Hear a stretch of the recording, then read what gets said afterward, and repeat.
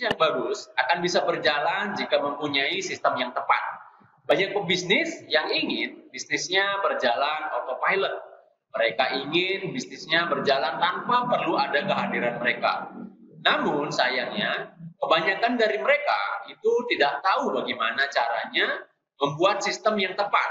Tidak tahu bagaimana caranya menyusun SOP, sehingga bisnisnya tidak bisa berjalan sesuai dengan keinginan mereka, tidak bisa berjalan sesuai dengan tujuan yang mereka harapkan.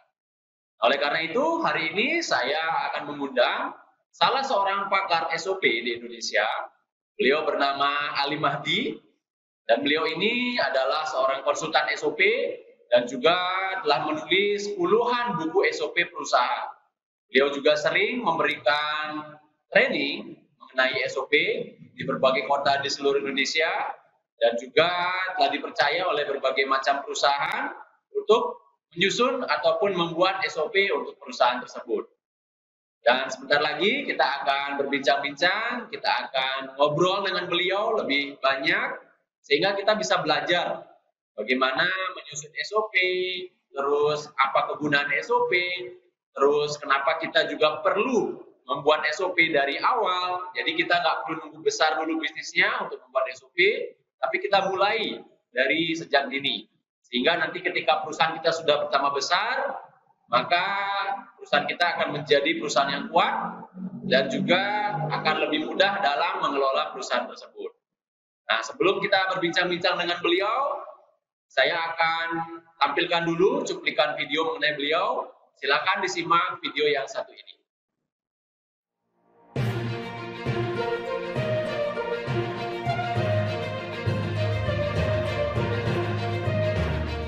Ali Mahdi telah berpengalaman lebih dari 20 tahun di bidang akuntansi dan auditor laporan keuangan, SOP, dan marketing online.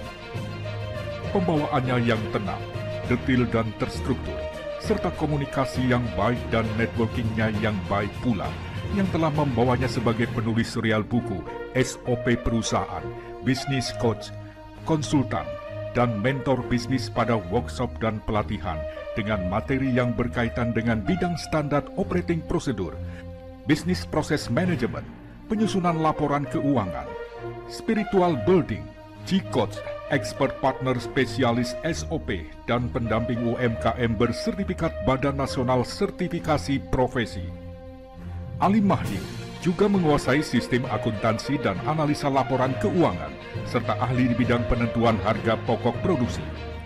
Dengan moto hidupnya, yaitu kuatkanlah otot berbagi untuk memberi kebaikan dan kemanfaatan bagi orang lain. Ali Mahdi juga telah mendedikasikan waktunya dalam gerakan pengusaha sadar SOP.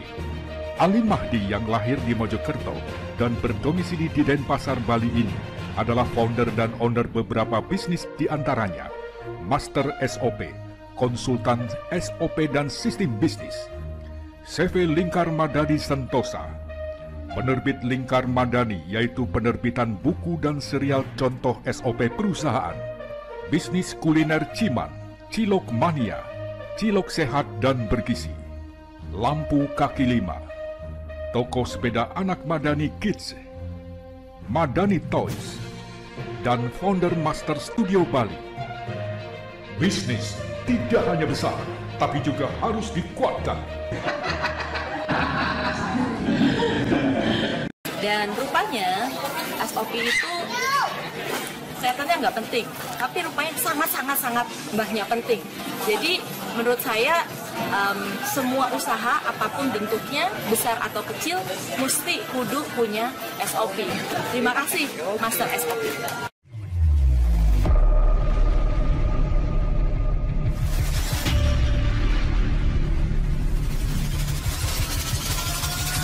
Oke, selamat pagi Mas Alim Mahdi. Gimana kabarnya Mas Alim? Selamat pagi, Bli Mulia. Luar biasa kabar hari ini.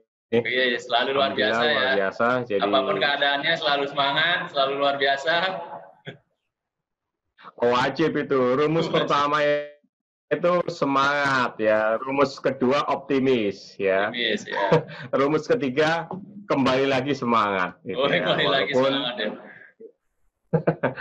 Walaupun kita tetap walaupun di masa yang pandemi ini sebagian orang adalah ini krisis, tapi tetap kita harus semangat. Nah, gitu, Oh Bli. iya, siap. Ya, Bli Mulia sendiri gimana kabarnya? Ya, kabar luar biasa, Mas. Dahsyat. Ya, Mantap. meskipun lagi pandemi ya kita tetap semangat, kita tetap berusaha apapun yang terjadi. Dan justru sebenarnya bisnis kalau saya ya karena online justru karena pandemi ini malah jauh lebih meningkat. Iya ya, malah ini adalah momentum ya, gitu ya. Momentum ya, benar. Ya. Nah, Mas Salim, nah ini kan sekarang kita mau bincang-bincang nih mengenai SOP ya. Nah, Mas Salim kan sendiri kan sudah lama berkecimpung di bidang SOP, terus sudah jadi konsultan SOP, terus jadi trainer, udah jadi penulis buku juga, banyak buku SOP gitu. Nah, kita mau tanya-tanya nih mungkin dengan Mas Salim. Mas Salim silakan nanti sharing ilmunya, terus mungkin pengalamannya bagaimana siap. membuat SOP. Nah, nanti siapa tahu teman-teman yang menonton video ini kan bisa mendapatkan manfaat. Terus mungkin ada yang mungkin belum tahu apa itu SOP, terus bagaimana cara bikinnya. Nah, mungkin mereka bisa belajar dari video ini. Itu. Nah, mungkin di awal Mas Salim bisa jelasin dulu nggak apa sih itu SOP gitu. Nah, mungkin kan bagi orang yang pemula gitu ya, yang baru tahu apa sih itu SOP, apa sih itu perlu gitu bagi kita lah misalkan sebagai pebisnis ataupun pemilik bisnis gitu. Nah, mungkin Mas Salim bisa sharing mungkin sedikit mengenai SOP gitu. Ya, baik. Makasih, Bli. Pertama saya mengucapkan terima kasih ya telah diundang dan diberi kesempatan ya untuk dialog yang pada pagi hari ini bertemakan tentang SOP ya kan. Baik, memang betul banyak orang business owner atau pemilik bisnis ya itu tidak tahu ya, belum tahu apa itu SOP gitu kan. Bahkan mendengar SOP ada kadang-kadang masih asing ya malah ada dipelesetkan SOP dibaca dengan sop ya. Kalau sop kan jadinya bisa sop buntut ya kan? Makanan ya dan sop yang lain-lain gitu kan. Dan ini memang Bli, kenyataan ya, banyak ya pelaku usaha ya atau manajemen dalam suatu perusahaan yang belum tahu SOP. Bukan hanya sekedar belum menerapkan, tapi mendengar SOP aja kadang-kadang masih jarang. Atau sudah pernah dengar SOP itu, tapi melihat bentuknya SOP itu seperti apa, ya kan? Template-nya seperti apa, ya kan? Itu juga ada yang sama sekali belum. Ya, sedikit saya sampaikan bahwa SOP itu kan singkatan dari standar operating prosedur. Jadi ada 3 kata di situ, kata penting yang harus kita pahami satu persatu. Ya, standar. Standar itu adalah acuan pokok, Bli. Jadi kalau kita kan sering ya bicara standarisasi gitu kan. Maka standar itu adalah acuan pokok. Namanya acuan ya itu harus dipatuhi, harus ditaati, yang bersifat mengikat dan membatasi ya. Dalam hal apa? Dalam hal tertentu ya. Yaitu berkaitan apa hal tertentu itu, maka ada kata yang kedua. Setelah S kan ada O. O itu operating, yaitu tentang aktivitas atau kegiatan dalam organisasi. Jadi kalau di dalam perusahaan dari buka sampai tutup, ya kan, itu kan ada namanya operasional, ya, baik yang bersifat rutin maupun non rutin, insidentil dan lainnya. Inilah yang disebut dengan operating atau operasional, yaitu aktivitas atau kegiatan dalam organisasi. Maka kalau kembali kepada standar, maka standar apa? Berarti standar operasi, yaitu yang ketiga ada yang namanya prosedur ya, SOP. P-nya itu prosedur, yaitu langkah-langkah atau tahapan-tahapan ya sebuah aktivitas kerja ya, yaitu bisa itu berupa video, berupa gambar, bisa deskripsi lainnya, infografis, tulisan, audio dan lain-lainnya. Jadi kalau kesimpulannya secara singkat SOP itu ya dari 3 kata SOP, standar atau prosedur, yaitu sebuah acuan atau standar pokok mengenai langkah-langkah ya atau tahapan yang berhubungan dengan aktivitas kerja ya sebuah usaha ya atau sebuah bisnis di dalam perusahaan atau dalam sebuah organisasi, tidak harus bisnis ya. Ya, untuk apa? Untuk mencapai tujuan tertentu yang kita harapkan. Begitu Bli, secara singkat tentang SOP. Jadi kalau misalkan orang mau menjalankan bisnis, itu berarti dia wajib mempunyai SOP atau enggak? Ya, kalau dibilang wajib nggak wajib, ya kan? Toh banyak juga orang berbisnis ya yang saya bilang tadi yang nggak pakai SOP kan, banyak juga dan jalan juga begitu kan, gitu kan? Ya, ada juga bisnis yang memang pakai SOP dan lain-lainnya. Ya, artinya begini, bisa saya sampaikan bahwa SOP ini kan adalah salah satu alat ya, suatu sistem ya. SOP itu adalah salah satu sistem ya. Untuk apa? Namanya sistem berarti untuk apa? Mempermudah ya. Dalam rangka apa? Membantu operasional perusahaan ya agar terstandarisasi ya sesuai dengan keinginan kita ya. Kita kan sering dengar namanya autopilot ya Beli ya, autopilot. Tadi perusahaan syarat perusahaan supaya bisa autopilot, sinyalnya agak ini ya. Ya, dengar Beli? Ya, dengar. Lanjut. Oke. Salah satu syarat perusahaan yang autopilot, artinya apa? Autopilot itu bukan dilepas gitu aja. Maksudnya begini, perusahaan yang berjalan sesuai dengan yang kita inginkan, ya, baik kita ada di dalamnya apa tidak, gitu. Artinya, walaupun perusahaan itu kita tinggal, ya, perusahaan itu tetap jalan. Misalnya dalam perusahaan, kan ada aktivitas marketing. Walaupun tidak ada kita, ya, perusahaan itu jalan. Karena apa? Tim kita sudah bisa menjalankannya, ya, sesuai dengan sistem atau prosedur, ya, atau standarisasi yang kita berikan. Bagian produksi juga begitu, bisa berjalan sesuai dengan kita harapkan. Bagian HRD, keuangan, ya, dan lain-lainnya juga begitu. Karena apa? Adanya sistem, ya, tidak selalu kita sendiri yang lakukan, gitu. Apalagi perusahaan sudah besar, ya, gitu. Maka salah satunya harus ada SOP, ya. Karena kalau tidak ada SOP, nanti apa yang menjamin bahwa perusahaan kita berjalan sesuai dengan kita inginkan, terutama ketika perusahaan itu kita serahkan kepada orang lain untuk menjalankannya, ya, atau kita delegasikan kepada orang lain, ya. Kalau kita tidak punya SOP, maka biasanya di sana akan terjadi hal-hal ya yang tidak kita inginkan, ya. Karena apa? Bisa jadi SDM atau tim yang kita amanahkan, yang kita delegasikan untuk menjalankan perusahaan kita itu bisa jadi kemudian di luar kontrol kita, ya, akan terjadi di luar kontrol kita. Karena apa? Kita tidak membuat sistemnya, ya. Karena apa? Manfaat daripada SOP itu adalah sebagai cara kerja, ya, standarisasi jadi salah satu manfaat SOP itu adalah untuk standarisasi cara kerja bagi karyawan dalam menjalankan tugasnya.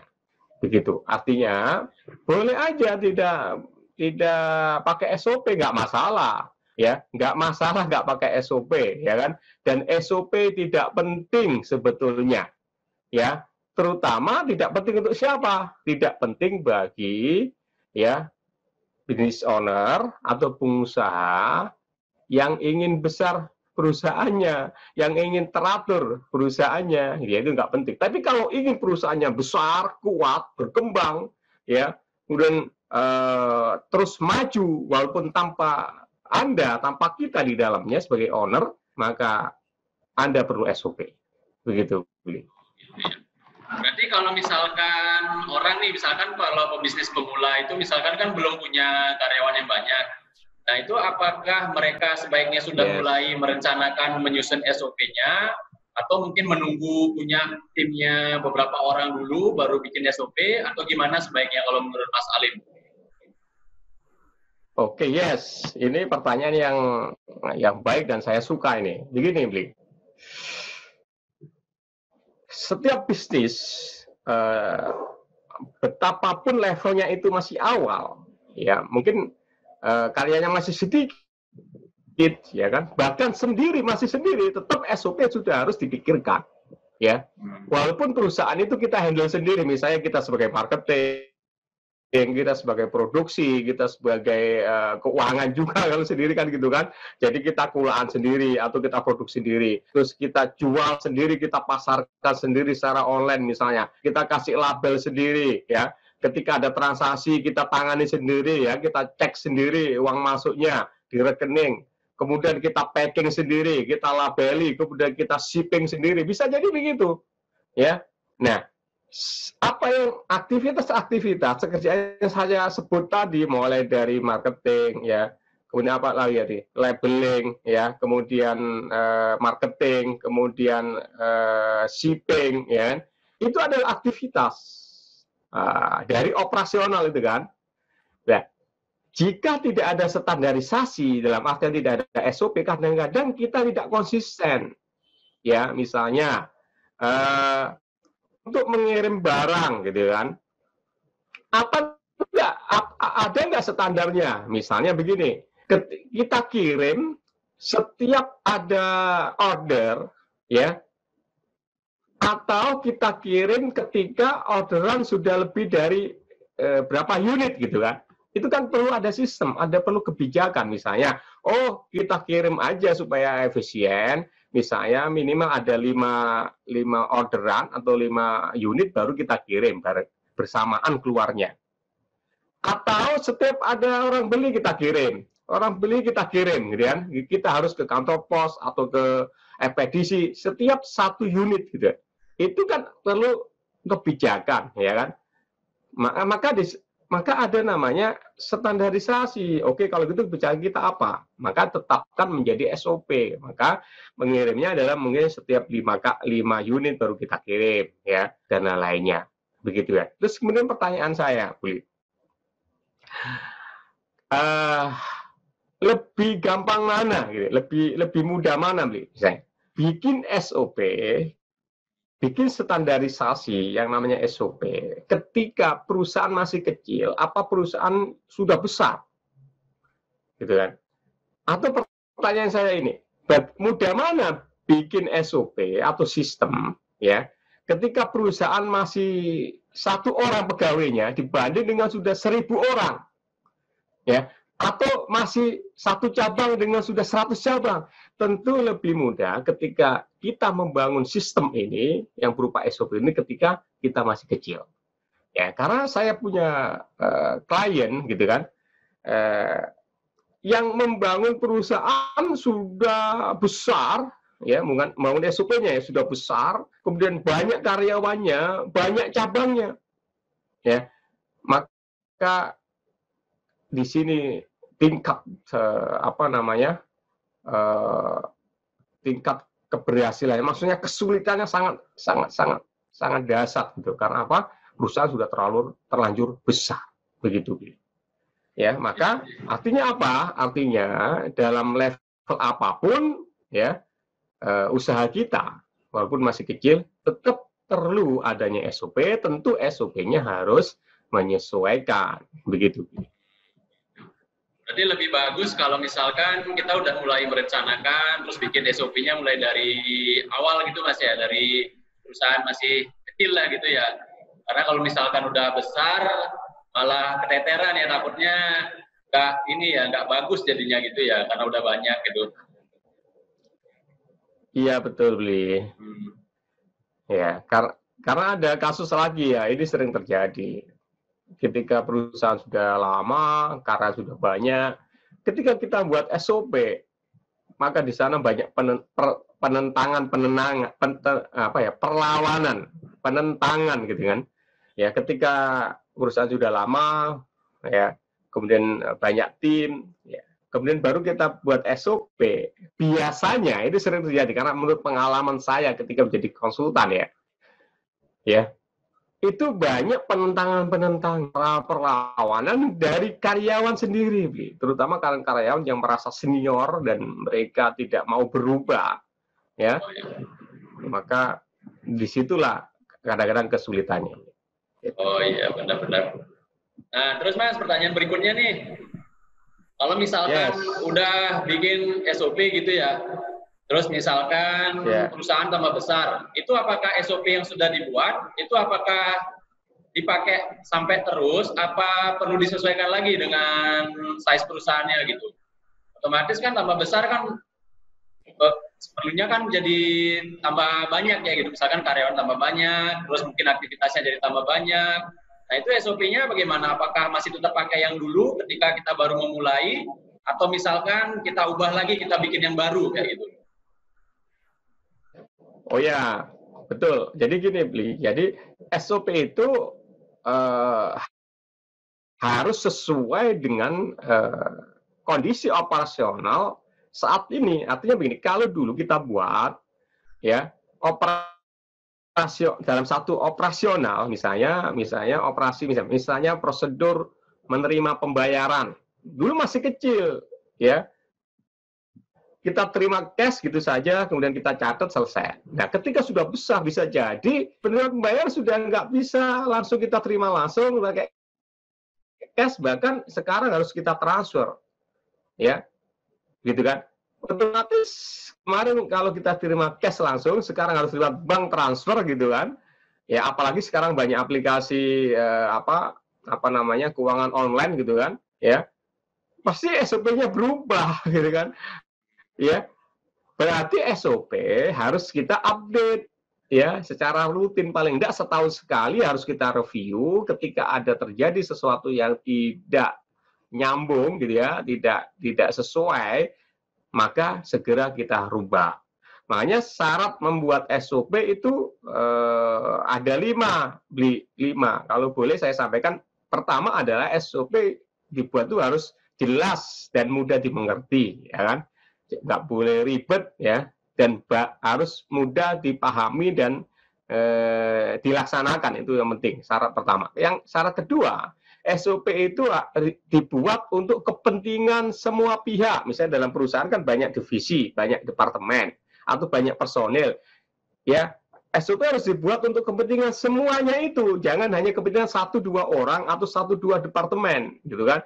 Jadi SOP harus memudahkan semuanya. Jadi semua harus dibuat happy di dalam perusahaan. Kemudian yang syarat ketiga adalah SOP harus memuaskan customer. Jangan sampai dengan adanya SOP justru customer akan menjadi kesel gitu, menjadi ribet gitu kan. Misalnya untuk bayar aja SOP-nya berbelit-belit gitu kan. Itu nggak boleh. Jadi SOP harus bisa memuaskan customer. Kalau kemudian ada SOP customer justru mengeluh, perlu kita revisi itu SOP. Kemudian yang keempat adalah SOP harus bisa menaikkan omset ya atau profit. Jangan sampai profit kita turun.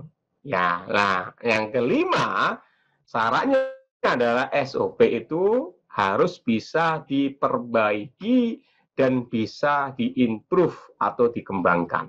Artinya apa? Yang kelima itu ya, artinya SOP harus disesuaikan ketika suatu saat SOP itu sudah tidak relevan lagi ya prosedur operasional di dalam perusahaan. Jadi jawabannya adalah perlu disesuaikan, Bli, kalau memang itu harus disesuaikan. Okay. Oh iya, berarti SOP itu nggak ada standar bakunya, Mas ya? Misalkan kayak bisnis itu, misalnya kayak contohnya bisnis kuliner. Bisnis kuliner itu kan ada banyak, Mas. Misalkan kuliner jajan, terus kuliner makanan, restoran, dan sebagainya. Nah, itu apakah SOP-nya standar misalkan untuk kuliner, satu SOP untuk semua jenis kuliner, atau misalkan berbeda-beda nih, misalkan untuk jajan ada SOP-nya sendiri, terus restoran ada SOP-nya sendiri. Nah, itu bagaimana Mas kalau misalkan kayak gitu? Oh iya, jadi SOP itu berbeda-beda tergantung jenis usahanya. Bahkan gini, satu jenis usaha sama-sama kuliner saja, kemudian yang dijual juga sama, misalnya jual apa namanya nasi Padang, ya di situ kan ada rendang namanya. Itu SOP-nya itu belum tentu sama, ya, belum tentu sama beli. Jadi setiap perusahaan harus punya SOP sendiri-sendiri, hanya kadang-kadang sejenis atau serupa, tapi belum tentu sama gitu kan. Karena apa? Setiap operasional perusahaan itu pasti berbeda-beda, walaupun sama-sama warung Padang gitu kan. Bagaimana cara menyambut tamu yang datang, ya kan, ketika ada pembeli datang itu bagaimana, ya, sampai tutup warungnya itu bisa berbeda-beda. SOP itu dibuat dari best practice-nya, dari cara terbaik selama ini bagaimana operasionalnya gitu, dibuatkan standarnya gitu. Dan masing-masing warung itu bisa berbeda-beda gitu, ya. Tapi mungkin itemnya atau judul-judul SOP-nya sama, misalnya SOP melayani tamu, ya kan, SOP menerima order, SOP mengirim barang, SOP ketika handle komplain, itu mungkin judulnya sama. Tapi setiap orang, setiap perusahaan punya ciri khas masing-masing, bahkan punya kelebihan-kelebihan atau rahasia operasional masing-masing gitu, Mas. Itu beli gitu, Mas. Untuk orang yang misalkan pengen baru bikin SOP gitu Mas, nah biasanya ada hal-hal apa sih yang perlu diperhatikan oleh mereka gitu pada saat mereka menyusun SOP? Apakah mereka perlu menjalani dulu bisnisnya, baru tahu misalkan, oh ternyata kurangnya ini, nah baru diperbaiki. Atau mungkin mereka dari awal misalkan udah tahu, oh misalkan nih kalau nyambut tamu, misalkan step-stepnya kayak A, B, C, D, E, F gitu. Dia udah buat dulu, baru dia praktekkan, baru nanti dia evaluasi. Nah itu bagaimana baiknya kalau misalkan perusahaan itu misalkan baru memulai gitulah, baru membuat SOP. Oke. Ini luar biasa. Jadi gini, SOP itu kan dibuat ya berdasarkan apa yang terjadi di lapangan, artinya operasional di lapangan. Artinya SOP itu untuk mengatur apa-apa yang sudah kita kerjakan, operasional yang kita kerjakan, ya. Karena kita sering melakukan itu, atau tim kita sering melakukan itu, berarti sifatnya kan ada pengulangan aktivitas ya, dia. Rutin, aktivitas yang rutin, ada pengulangan aktivitas. Ya, misalnya ketika kita punya travel gitu kan, menjemput tamu itu aktivitas yang nggak bisa dihindarin dan sifatnya pengulangan rutin kan. Nah,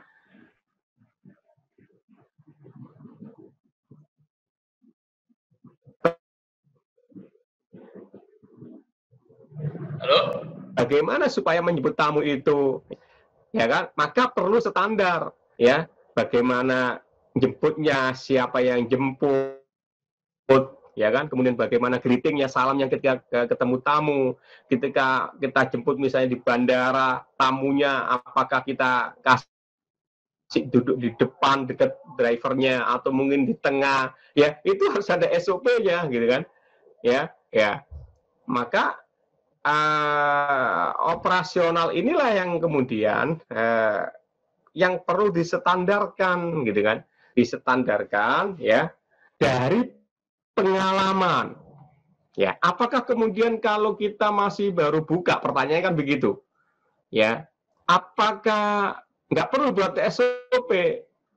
Ya, perlu juga gitu kan. Kita perlu misalnya pengalaman itu bisa jadi kan pertama pengalaman kita sendiri, ya kan. Tapi kalau yang baru karena nggak punya pengalaman bisa jadi pengalaman orang lain kan begitu. Oh, kalau nyebut tamu itu biasanya begitu, ya kan? Ya, misalnya kalau 2 orang tamunya, nanti bagaimana dalam kendaraan tamunya ditaruh di mana, ya kan? Terus bagaimana menyambutnya, ya, bagaimana menservisnya, gitu kan? Nah, bisa jadi pengalaman orang lain. Maka dari pengalaman orang lain itu kita tulis menjadi sebuah SOP, ya kan? Ketika sudah kita tetapkan, kemudian kita laksanakan, kemudian terjadi trial and error, gitu kan? Maka disitulah kemudian kita update, kita perbaiki SOP menjadi sempurna. Ya, jadi buat saja, nanti pasti di lapangan itu akan terjadi mungkin perubahan-perubahan, ya, atau perbaikan-perbaikan yang harus kita lakukan supaya apa? Standar kita menjadi standar yang tepat dan sempurna. Itu, Bli. Siap. Nah, terus pertanyaan selanjutnya nih, Mas. Nah, mungkin untuk orang yang baru memulai bisnis. Wow, nah, banyak ini pertanyaannya ya. Kita korek-korek lagi nih. Nah, mungkin untuk yang baru memulai bisnis, Mas, itu kan biasanya kan dia bingung nih, gimana sih nyusun SOP gitu kan. Nah, biasanya dia nggak tahu nih poin-poin apa saja sih yang mesti diperhatikan pada saat bikin SOP. Dan juga mungkin hal-hal yang perlu mereka hindari pada saat bikin SOP. Nah, kalau dari Mas sendiri, itu kira-kira tipsnya apa sih kalau misalkan orang baru bikin SOP, terus apa saja yang mereka perlu perhatikan, dan juga yang mungkin perlu mereka hindari pada saat mereka menyusun SOP? Oke, tips terang perusahaan itu berjalan sesuai yang dengan kita harapkan, kita sebagai owner misalnya, kita sebagai pengusahanya, yang menjalankan bisa ada masalah. Kemudian SOP itu kita buat untuk memastikan bahwa jalannya perusahaan itu sesuai dengan yang kita inginkan, gitu. Ya kan? Maka inilah SOP-nya gitu. Makanya saya kasih ilustrasi begini dulu. Kalau kita membuat 1 cup ke teh atau kopi bubuk gitu ya. Kalau di ruangan ini misalnya ada 3 orang yang mungkin asalnya berbeda-beda, ya kan? Bisa jadi latar pendidikannya berbeda-beda, latar keluarganya berbeda-beda, sukunya berbeda. Bikin kopi itu bisa berbeda-beda caranya, kan? Ada yang mungkin ambil cangkirnya dulu, ya. Mungkin orang kedua, orang pertama setelah cangkirnya diambil, mungkin dimasukkan gulanya dulu, ya kan? Tapi orang kedua bisa jadi kopi bubuknya dimasukkan terlebih dahulu, ya kan? Atau orang ketiga bisa jadi kalau nggak ada standarnya kan begitu. Bisa orang ketiga justru air panasnya dulu, baru nanti kopinya, ya. Jadi kalau orang pertama adalah misalnya kopinya dulu, ya, kasih gulanya, kemudian kasih air panasnya. Orang yang kedua, gulanya dulu, baru kopinya, kan berbeda. Tadi kopinya dulu, sekarang gulanya dulu, baru kopinya, baru airnya. Yang orang ketiga, airnya dulu, baru kopinya, baru gulanya. Ini aja berbeda, bisa jadi berbeda begitu. Dalam menyelesaikan masalah, setiap orang itu bisa berbeda-beda. Itu pun akan terjadi dalam satu perusahaan. Karena itulah perusahaan harus hadir memberikan suatu standar, cara yang sama, tidak boleh berbeda-beda, hanya satu saja, ya, yang bernama apa? SOP. Cara membuat kopi itu bukan yang itu, bukan yang itu, bukan yang itu. Caranya adalah ini yang perusahaan tetapkan, ya. Dan menetapkan ini adalah perlu kajian, perlu eksperimen, perlu best practice, ya. Anda nggak boleh main-main. Ketika Anda kerja di perusahaan saya, maka inilah caranya, inilah SOP-nya. Apa? SOP membuat kopi. Maka cara kamu yang sebelum ini itu tinggalkan, maka semuanya pakai cara itu SOP. Jadi supaya apa? Tidak ada alternatif lain yang justru tidak efektif, yang justru tidak efisien, gitu ya. Maka SOP itu hadir di situ. Nah, bagaimana tips penulisnya, ya? Maka pertama, tulis SOP itu, ya, setiap tahap pekerjaannya itu secara berurutan aktivitasnya. Tadi saya kasih contoh. Oke, kalau dari 3 orang tadi ternyata the best-nya adalah orang pertama, maka buat SOP itu sesuai dengan orang pertama.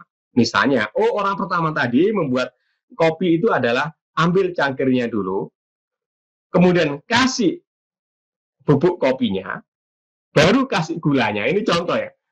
Baru kemudian air panasnya, baru aduk. Aduknya mungkin juga lebih detail. Aduknya misalnya 18 kali misalnya. Ya. Jadi harus urut begitu, Bli. Itu pertama. Ya. Kemudian kedua, buat dengan memakai kata kerja yang baik, yaitu kata kerja aktif. Ya, kata kerja itu misalnya mengaduk,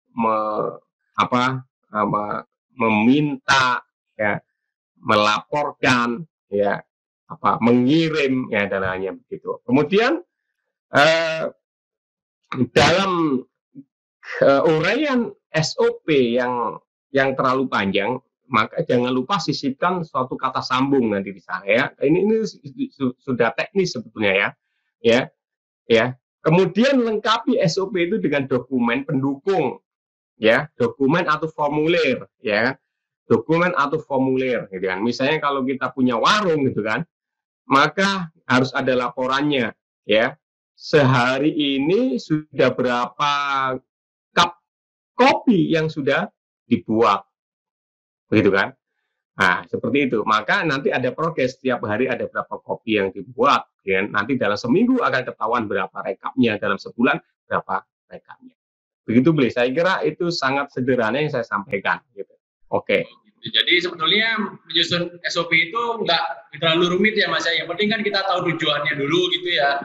Barulah kita nanti bikin SOP, habis itu kita evaluasi gitu ya. Kalau misalkan ada yang kurang pas, kita sesuaikan gitu ya berarti ya. Iya betul. Nah, ada ketinggalan yang akan saya tambahkan dalam menjawab pertanyaan tadi, bagaimana teknis atau tips tadi, ya. Pertama buat judul SOP dulu, Bli. Ini langkah-langkah ya, langkah-langkahnya ya. Pertama buat judul SOP. Kan tadi dari bisnis proses satu usaha itu kan mulai dari marketing, ya kan, kemudian menerima order, kemudian produksi misalnya gitu kan, atau packing, kemudian baru distribusi, kemudian menerima pembayaran, itu kan bisnis proses kan. Nah, setiap bisnis proses ini kan ada aktivitas. Nah, yang saya sebut biasanya activities list. Dari activities list itu nanti ada aktivitas utama atau key activities. Nah, key activities lah itu adalah yang kita buatkan SOP-nya. Nah, maka kita buatkan dulu judul SOP-nya. Nah, judul SOP itu harus bisa memberikan jawaban tentang beberapa pertanyaan judul SOP-nya. Pertama adalah, apa tujuan ya SOP itu dibuat? Misalnya tadi SOP membuat kopi. Apa tujuan SOP membuat kopi? Ya, harus dijawab tujuannya apa, misalnya untuk memberikan cara standar buat sebuah kopi ya yang berkualitas ya, misalnya begitu, itu tujuannya seperti itu ya, dan tepat waktu ya, misalnya efisien dan efektif misalnya begitu. Harus tahu tujuannya apa dulu. Kalau nggak punya tujuan ya nggak usah dibuat, percuma kan, untuk apa gitu kan. Setelah tujuannya ketahuan, pertanyaan kedua adalah inputnya apa, outputnya apa, permulaan SOP-nya dari apa. Misalnya, kan nggak mungkin orang itu tiba-tiba buat kopi gitu aja kan, ya, tanpa ada sesuatu yang motivasi atau mata belakangi atau tidak ada perintah. Apa inputnya? Maksudnya stepnya apa? Misalnya, ketika ada orderan kopi, ya outputnya sampai apa? Sampai misalnya kopi tersaji kepada customer. Nah, itu. Jadi harus tahu inputnya apa, outputnya apa, supaya SOP ini nggak melebar kemana-mana gitu kan, gitu ya. Kemudian yang ketiga adalah dokumennya apa yang diperlukan. Dokumen ini penting, jangan sampai karena nggak ada dokumen kita nggak bisa kontrol. Karena SOP itu tidak menjamin akan dilaksanakan. Maka caranya adalah perlu dokumen-dokumen agar kita bisa mengevaluasi apakah SOP itu sudah dibuat. Gitu, Bli. Jadi itu. Jadi pertama tulis judulnya, kemudian lengkapi judul itu dengan pertanyaan apa tadi? apa tujuannya, kemudian input outputnya apa, terus dokumennya apa yang perlu dibuat. Oh gitu, siap. Nah, kalau misalkan sebagai pebisnis pemula, Mas, itu kan mungkin dia kan nggak tahu ya step-stepnya apa gitu, detail yang harus mereka lakukan. Nah, itu apakah supaya dia bisa membuat SOP yang tepat, apakah dia harus melaksanakan dulu semua aktivitas bisnisnya sendiri, supaya tahu mana yang benar, mana yang tidak, sehingga orang itu bisa mendelegasikan kepada orang lain? Atau mungkin dari awal dia misalkan belajar langsung gitu, misalkan dari ahlinya, atau dari konsultan, atau dari mana gitu. Nah, itu menurut Mas bagaimana? Kalau misalkan untuk pebisnis pemula nih. Oke, untuk pebisnis pemula, ya semuanya boleh dilakukan. Artinya bisa belajar ya dari pengalaman, ya. Tapi paling enggak dia tahu dulu apa itu SOP kan begitu kan. SOP itu seperti apa? Ya, kenapa perlu SOP kan begitu? Karena kan banyak orang yang ahli pengalaman, yang ahli dalam teknis atau pengalaman kan, Bli. Dan saya kira setiap pebisnis ya, walaupun itu kecil, mereka pasti berpengalaman dengan bisnisnya, gitu kan? Ya, berpengalaman dengan bisnisnya. Misalnya kita katakan aja orang jual nasi bungkus aja, nasi jinggo gitu kan, maka dia pasti paling berpengalaman dengan nasinya, jualannya itu dibanding dengan saya, walaupun saya ahli SOP yang kan beli ya. Tapi kan kalau orang tidak tahu apa itu SOP dan apa manfaatnya kan nggak bisa juga. Maka tentu kan perlu mindset dulu. Apa sih penting SOP? Setelah sudah tahu penting SOP, belajar apa itu SOP gitu kan. Betul nggak? Baru nanti buat itu SOP. Nah gitu. Oh gitu. Nah, untuk mempermudah membuat SOP maka belajar, bisa lewat buku-buku, bisa lewat workshop, seminar, gitu kan, atau minta bantuan seorang konsultan atau konsultan SOP, bisa juga begitu, gitu. Ya. Jadi sekarang buku-buku juga banyak, ya. Saya pun, ya silakan beli, gimana?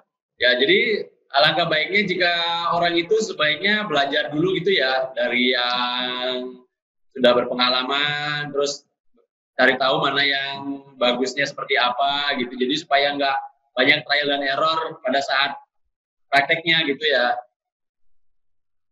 Iya, betul. Jadi itu yang saya maksud. Artinya begini. Nah,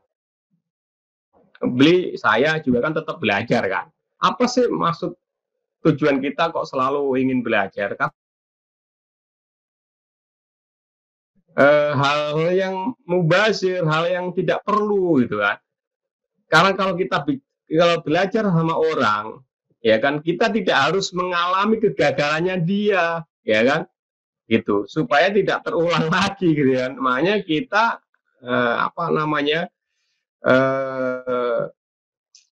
dengan belajar sama orang itu supaya kita cepat sampainya gitu kan. Misalnya untuk melajari satu cara aja, guru kita itu mengalami mungkin 5 tahun gitu kan beli ya.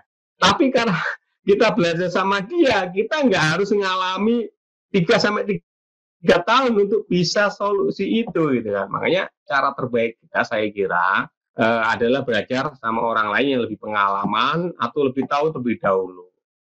Maka mohon maaf, menurut saya forum-forum belajar tetap harus ada, forum-forum mentoring tetap harus digalakkan, workshop, seminar, walaupun kita nggak bisa offline sekarang, kan sekarang aktivitas online seperti ini, webinar, kan lebih mudah sekarang, lebih efektif dan lebih murah kan, tetap bisa. Makanya saya sangat setuju bahwa kegiatan-kegiatan belajar itu tetap digalakkan, ya.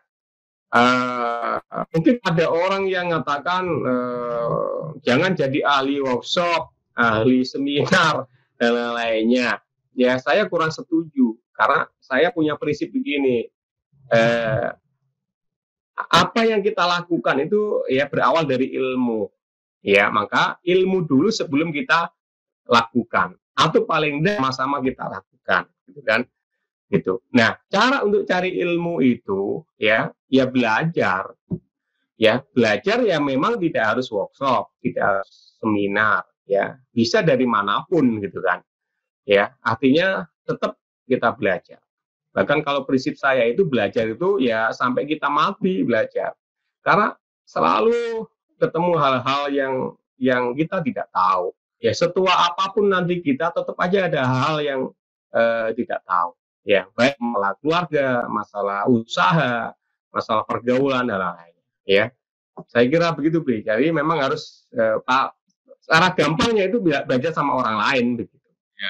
Ya setuju Mas. Saya juga setuju tuh kalau misalkan kita tuh kan harus belajar dulu ilmunya nih sebelum kita terjun ke bidang itu gitu kan. Jadi sebenarnya kan ini berlaku di semua bidang kehidupan lah gitu ya. Jadi apapun aktivitasnya kita harus tahu dulu ilmunya gitu. Entah itu aktivitasnya kecil ya, misalkan kayak memasak, nyetir mobil, nah itu kan perlu tahu dulu teorinya seperti apa.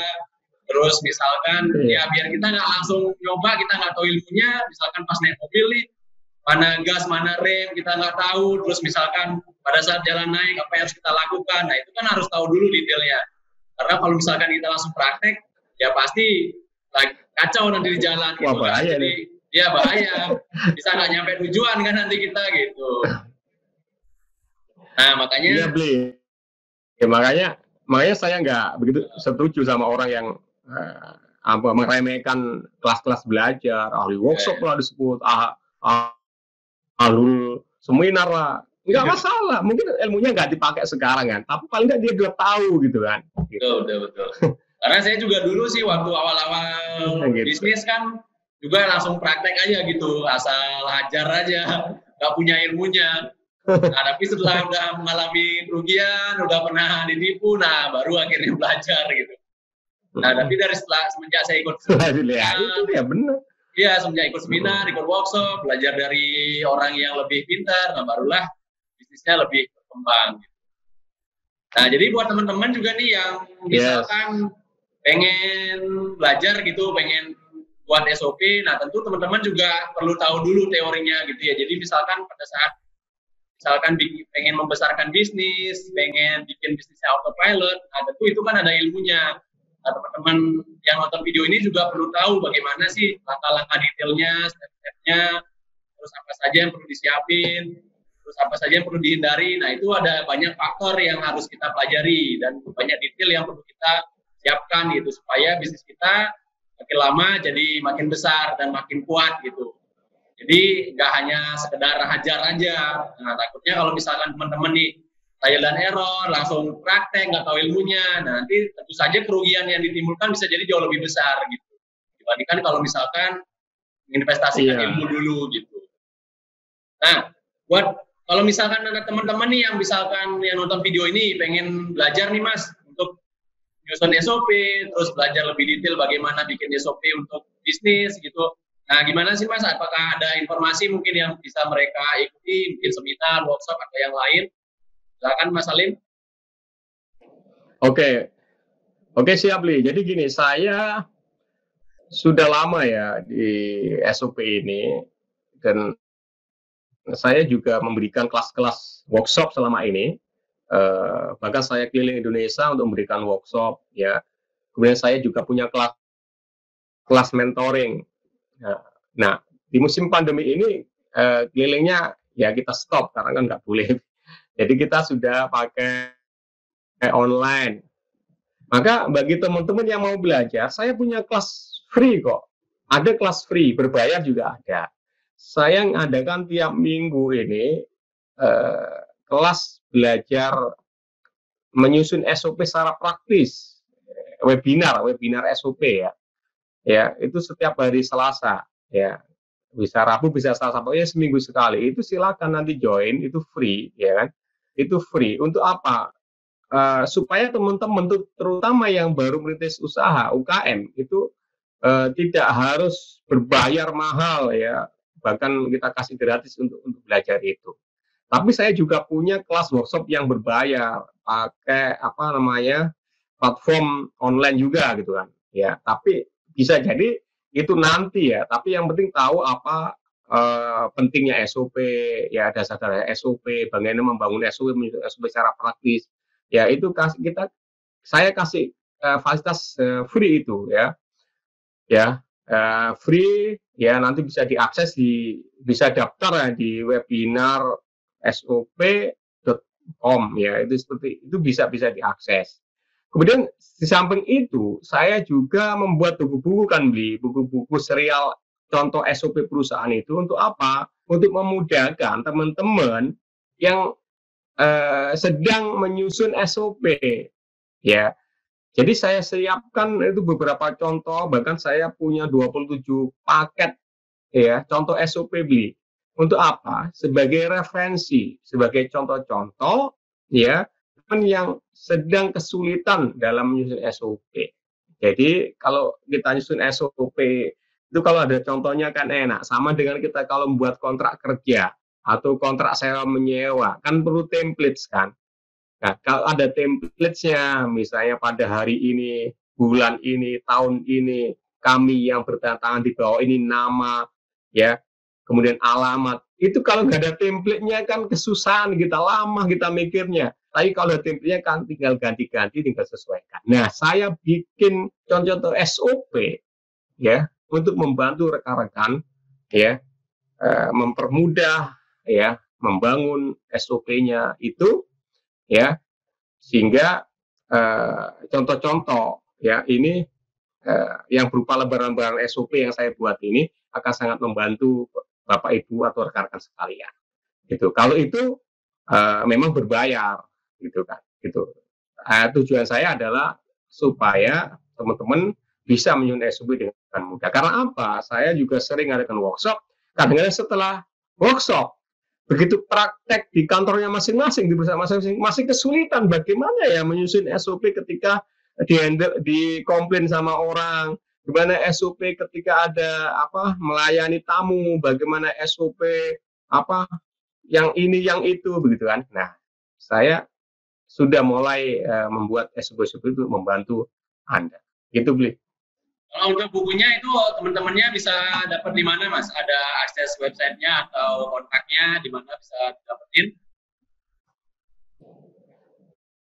Siap, bisa diakses langsung di website ya, mastersop.com ya, mastersop.com/katalog gitu kan. Slash-nya ada katalog karena apa? Di situ ada daftar SOP saya, ya. Dan catatannya ya, ini sebuah contoh referensi, Bli. Tidak boleh juga di copy paste 100% gitu kan. Seperti yang saya sampaikan tadi, tetap harus disesuaikan karena tidak ada sebuah perusahaan itu SOP-nya sama, walaupun sejenis ya, judul SOP-nya bisa sama, tapi tetap harus disesuaikan dengan operasional bisnisnya masing-masing, gitu, Bli. Ya, oke. Jadi teman-teman yang pengen belajar bagaimana menyusun SOP dari buku, nah silakan nanti langsung akses linknya ya, nanti saya taruh di deskripsi aja biar bisa langsung dilihat sama teman-teman. Nah juga misalkan teman-teman yang pengen ikut webinarnya, nah silakan juga nanti langsung diakses aja websitenya, atau mungkin juga pengen nanya-nanya di sana, atau mungkin ikut workshop online-nya ya Mas ya, ada juga ya. Ya nanti saya taruh juga ada. Informasinya di deskripsi. Jadi teman-teman yang pengen belajar lebih detail, langsung sama ahlinya nih, Mas Ali Madi yang udah melatih banyak orang ya di seluruh Indonesia, udah sering ngadain workshop juga, dan udah nulis banyak buku SOP. Jadi teman-teman nggak usah ragu lagi, tinggal langsung belajar sama beliau, sehingga teman-teman nanti bisa langsung praktekkan gitu ilmunya. Jadi nggak perlu trial dan error lagi, tinggal disesuaikan aja dengan bisnisnya. Jadi udah dapat, misalkan template-nya udah ada, udah dapat ilmunya, tinggal disesuaikan aja dengan bisnisnya, sehingga kemungkinan untuk berhasilnya akan jauh lebih besar dibandingkan kalau misalkan trial dan error gitu. Jadi gitu ya Mas ya. Yes. Nah mungkin betul. Mas, ya terakhir Mas. Siap. Nah, ada kata-kata penutup nggak nih Mas untuk teman-teman yang menonton video ini? Nah mungkin mereka yang baru memulai bisnis, terus mereka mungkin pengen bisnisnya besar, kuat, dan pengen autopilot. Nah, mungkin ada pesan-pesan nggak buat dari Mas untuk mereka. Silakan Mas Salim. Ya, baik Bli, terima kasih kesempatannya. Jadi terakhir ini saya berpesan begini, teman-teman sekalian, bagi business owner, ya apapun level bisnis kita, mau besar maupun kecil, bisnis tidak hanya sekedar besar, ya, tapi juga harus kuat. Kalau kita bicara tentang kuat, berarti kita bicara tentang fundamental, ya. Maka maka kalau bicara tentang fundamental bisnis, maka disitulah adanya sistem. Ya, kalau kita bicara sistem, maka di sana ada namanya SOP, ya. Agar apa? Bisnis kita sudah mulai teratur, mulai besar, itu supaya bisnis kita itu besar, berkembang, tentu harus kita bukan SOP. Agar apa? Agar teratur, terstandar, sehingga kualitas layanan maupun kualitas produk yang kita sajikan kepada customer akan semakin terjamin, ya, tidak berubah-ubah, ya kan, sehingga customer akan semakin puas, sehingga mau tidak mau secara otomatis, ya, bisnis kita akan semakin besar, ya, sesuai dengan apa yang kita harapkan. Dan sekali lagi yang terakhir, ya, satu lagi Bli, yang terakhir, bahwa kita sebagai owner, sebagai pebisnis itu tidak selamanya mudah. Kita tidak terus tetap muda. Kita akan semakin menua, kan, ya, tenaga kita akan semakin berkurang, ya. Maka kalau tidak kita bekali dengan sistem dalam bisnis kita, ya, maka siapa nanti yang akan menghandle bisnis kita? Tapi kalau ada punya sistem, maka kita gampang mendelegasikan kepada orang lain, ya.